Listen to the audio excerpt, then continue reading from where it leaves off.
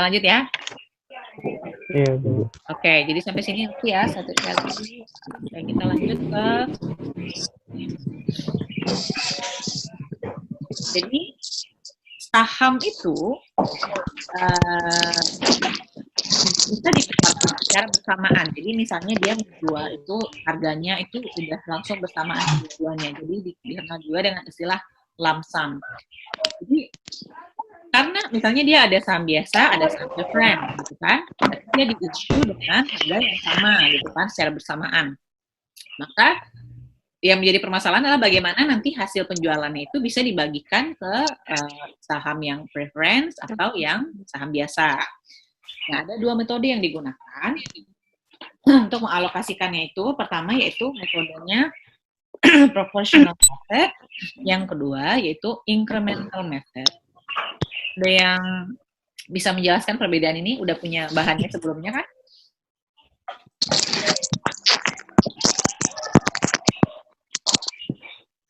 Yuk, dengan bahasa sendiri, kira-kira apa perbedaannya? Proportional method dan incremental method. Coba saya lihat di sini.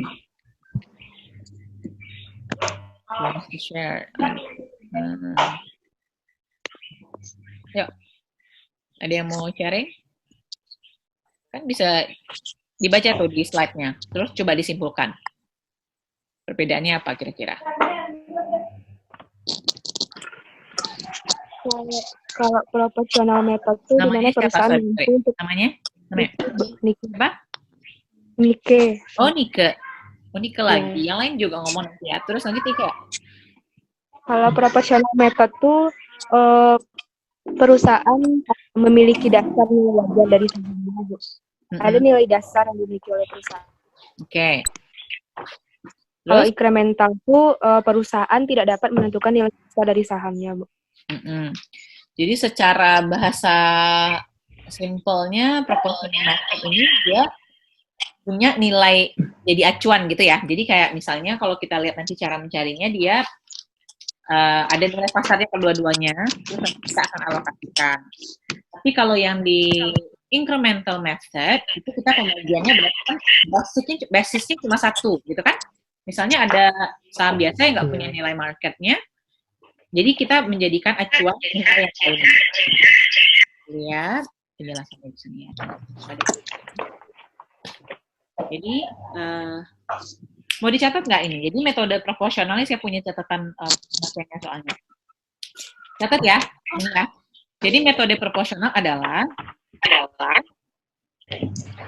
metode yang digunakan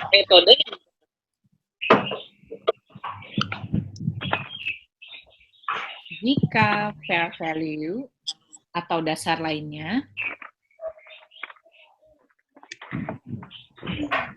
yang dapat digunakan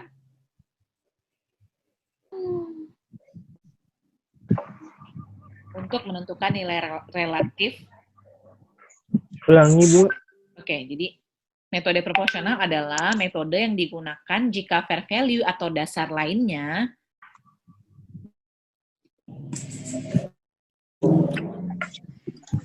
yang dapat digunakan untuk menentukan nilai relatif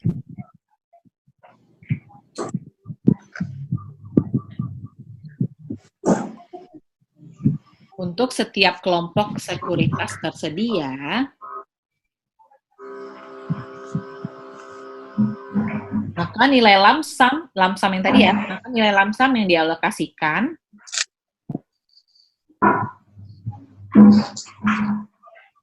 antar kelompok sekuritas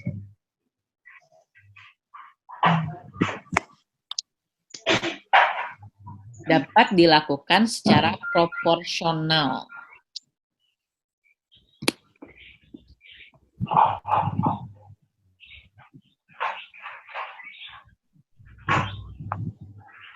Oke, udah dapat semua? Jadi maksudnya metode proporsional itu maksudnya pembagiannya proporsional, kayak itu kan sesuai proporsinya. Ini kayak yang kita lihat di slide nanti. Coba lihat di slide ya. Jadi contoh di sini PT Jintrust mengeluarkan 300 lembar saham biasa nominalnya adalah $10 per lembar, kemudian 100 lembar saham preferen, nominalnya 50.000, secara lump sum dengan nilai jual 13.500. Nah, berarti dia cuma ada satu nilai jualnya kan? Beda nggak sama yang tadi? Berarti dia di sini nilai jualnya itu di secara lump sum adalah 13.500. Nah, market value-nya untuk yang si ordinary share atau saham biasa ada $20 per lembar, kemudian yang preference itu adalah $10 per lembar. Nah, coba kita lihat ya. Jadi pertama kita bikin dulu alokasinya, berarti ordinary share, preference share. Nah, ordinary share-nya tadi 300 lembar, oke? 300 lembar. Dan yang preference share-nya adalah 100 lembar saham.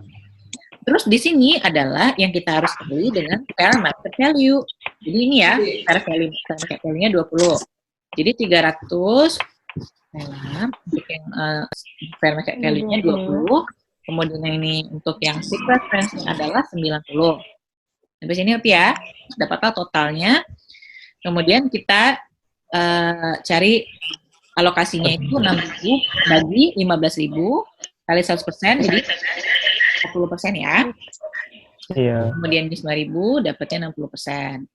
Nah, setelah kita dapat berapa persentasenya, kita alokasikan. Jadi kan harga jualnya tadi nilainya jualnya 13.000. Itu tinggal dialokasikan aja dikali sama yang ordinary 40% dapat 5.400. Sorry. Kemudian yang preference itu dapat 60%. 60%. Oke.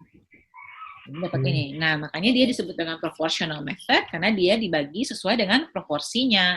Proporsi. Oke. Jadi sampai sini ngerti ya? Habis ini kita melakukan latihan kayak ini ya.